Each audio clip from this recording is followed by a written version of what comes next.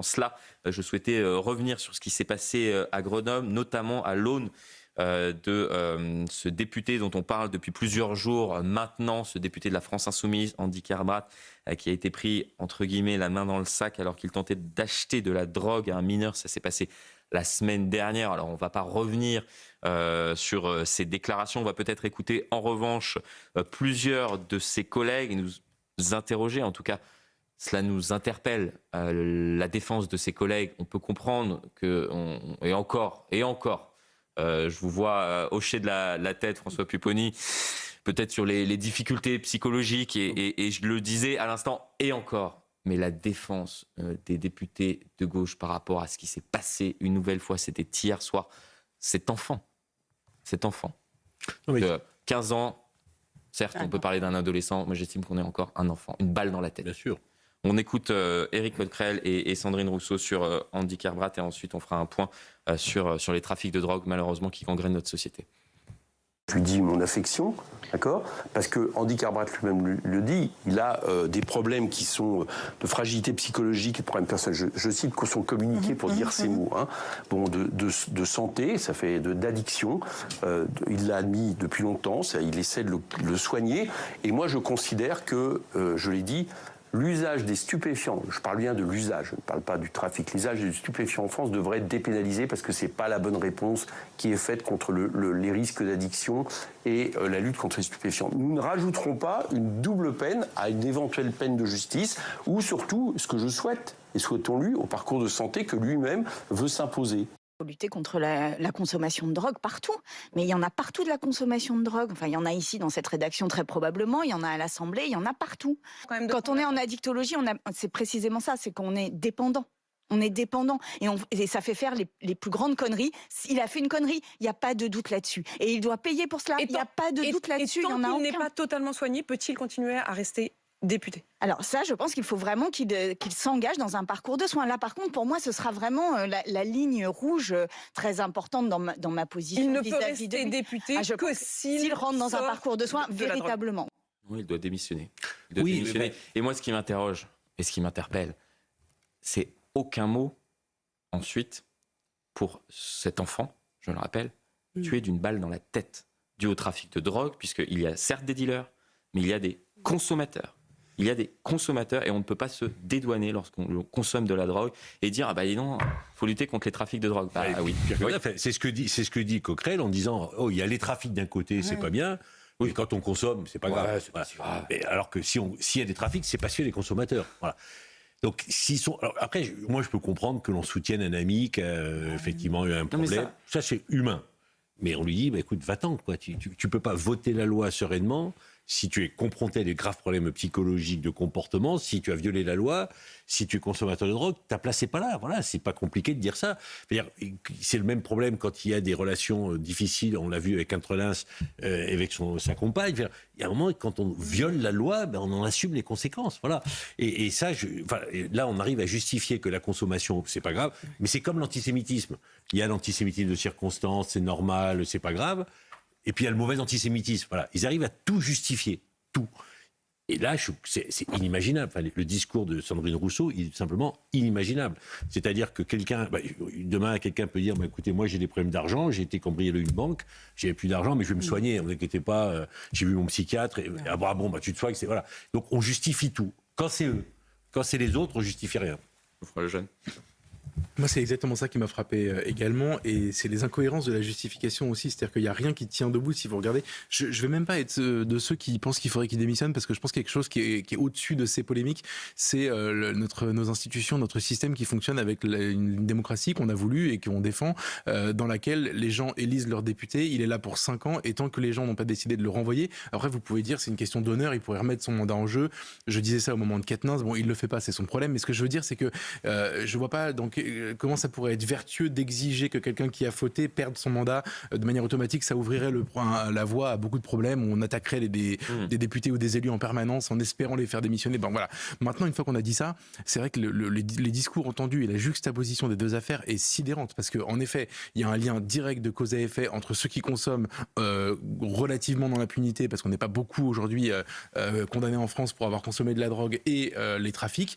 Ça, c'est la première chose. Et la deuxième, c'est la manière dont presque en meute, ils se sont mis tout de suite à le défendre. C'est-à-dire que c'était dans un premier temps, attention, ça vient de l'extrême droite, c'est forcément une mauvaise attaque parce qu'elle est d'extrême droite. Si vous êtes même d'extrême droite, si vous trouvez que c'est pas normal quand on est député d'acheter de la drogue à un mineur dans le métro. Ça, c'est la première chose. Mais presque unanimement, comme si c'était spontané, etc. Ils sont très très très bien organisés, il faut leur reconnaître ça. Ils ont cette vertu des partis politiques un peu à l'ancienne de chasser en meute, comme le RPR des grandes années 80, où il laissait jamais tomber personne. Ça, c'est la première chose. Et la dernière qui est en train d'arriver en ce moment, c'est que ça devient maintenant homophobe de critiquer les gens qui prennent de la 3-MMC parce que c'est prétendument la drogue des soirées chemsex qui est réservée à une communauté. Mais c'est assez fascinant. Je suis même pas sûr qu'on ait fait le lien. Moi, j'ai découvert ça effectivement avec certaines associations qui en ont parlé. On l'a découvert au moment de l'affaire Palman, en réalité, le lien entre les deux. Mais sauf que là, aujourd'hui, si vous critiquez ce comportement, vous allez être taxé d'homophobie. Bon, bref, c'est toujours. Je suis même pas sûr que tout le monde pense 3-MMC, donc c'est le chemsex, donc l'affaire Palma, donc enfin. C'est ce que je veux dire, c'est que c'est ceux qui veulent le défendre aujourd'hui avancent cet argument. Bien évidemment. Et à aucun moment sa responsabilité individuelle est en cause. Ça, c'est vraiment, c'est absolument sidérant. Donc moi, si je faisais de la politique, je préférerais être dans un parti qui ressemble à la France Insoumise pour ses méthodes et sa manière de défendre les siens, que dans un autre où tout le monde se tire dessus. En tout cas, on va écouter le procureur de la République de Grenoble, Éric Vaillant, qui fait un point complet sur ce qui s'est passé. Et donc ce garçon, 7 enfants, 15 ans, tué d'une balle en pleine tête. C'est un adolescent de 15 ans qui a été tué d'une balle dans la tête. Et un autre adolescent de 16 ans a été blessé à la jambe. Ces jours ne sont pas en danger.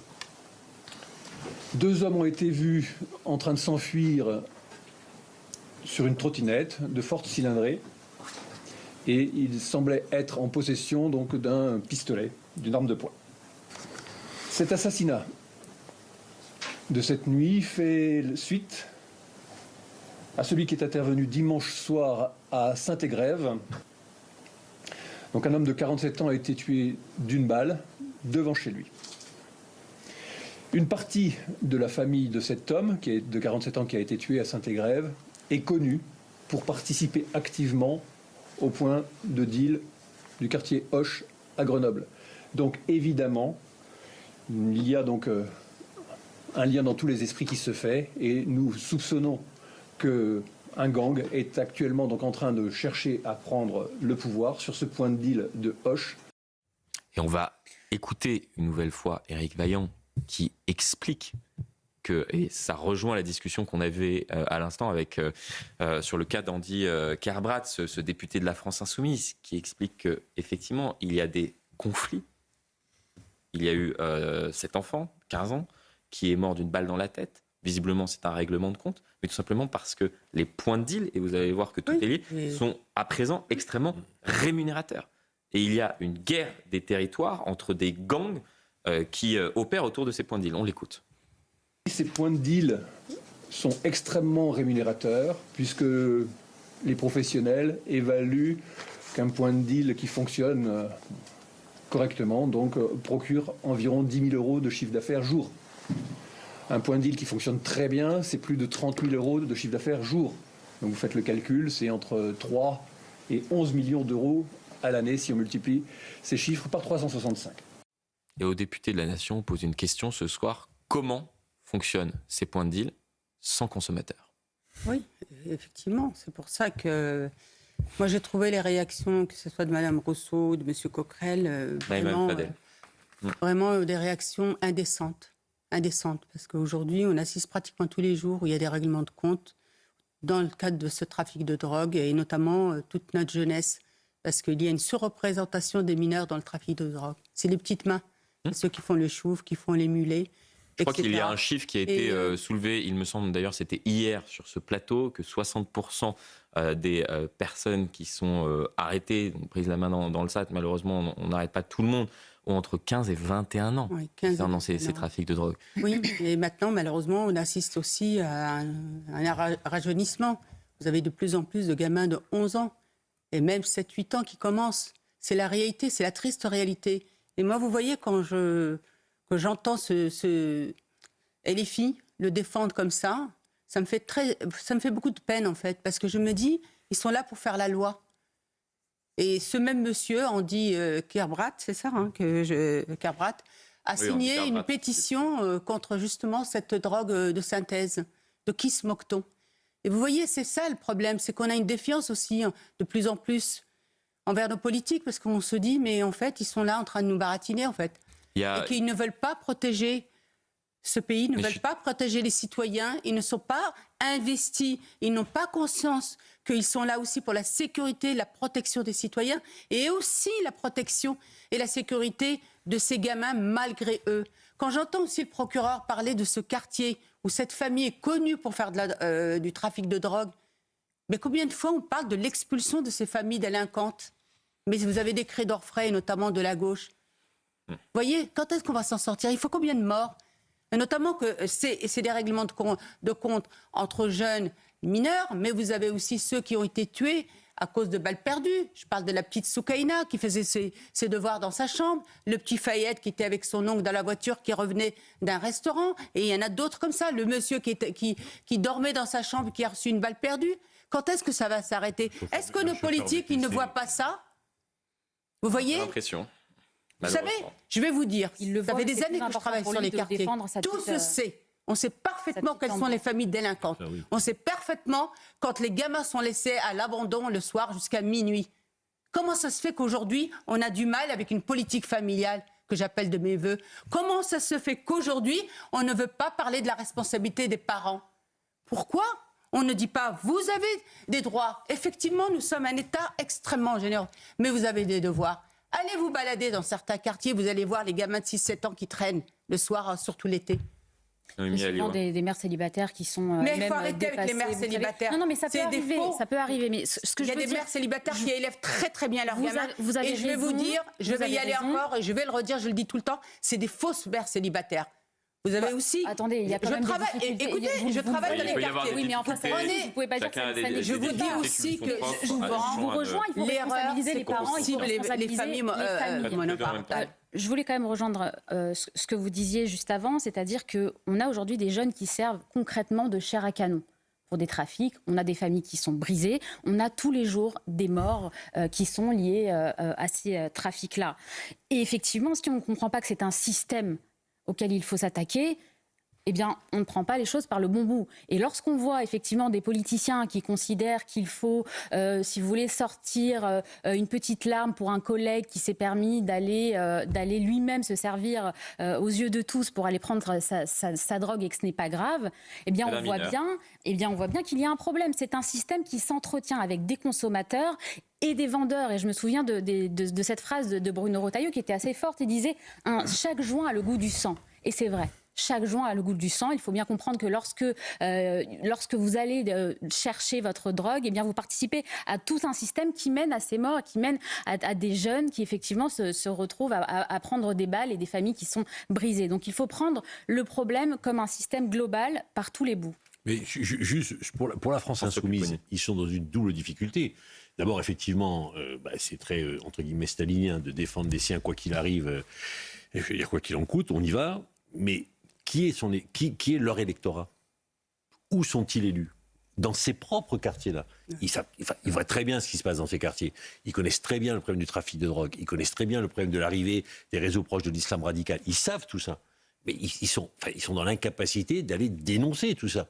Moi, j'avais vu un député de la France Insoumise aller dire faut arrêter les trafics, dire à la police venez les arrêter. Voilà, ils sont là. Parce que c'est compliqué pour eux. Parce qu'ils sont au cœur de ces quartiers. Et donc, ils ont cette difficulté. Donc, toute l'idée, c'est de dire oui, mais il y a des malades, il y a des victimes, il faut comme à chaque fois, il faut les accompagner, il faut les soutenir, il faut les soigner. Les trafics, c'est pas notre problème, c'est le problème de l'État. Nous, c'est pas à nous. On s'en occupe pas. Voilà.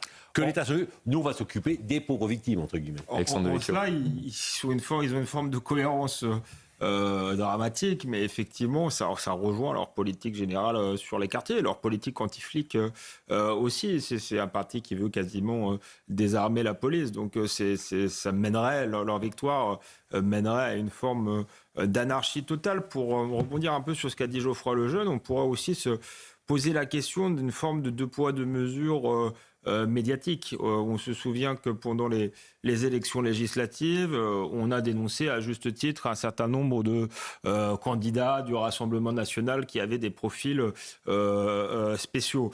Je pense qu'il y en a dans tous les partis, ce qu'on ne dit pas assez. Il y en a beaucoup dans la France insoumise, entre les fichiers S, ceux qui sont condamnés pour pédophilie, et maintenant ceux qui consomment de la drogue sans même avoir l'habileté de ne pas se faire prendre, j'ai envie de vous dire. Donc les uns n'excusent pas les autres, si vous voulez, mais il y a un débat médiatique qui se focalise toujours sur les mêmes. Et d'ailleurs, c'est marrant aussi l'espèce d'impunité de la gauche qui fait en permanence la morale aux autres et puis qui, là, ne s'arrête même pas pour faire son autocritique.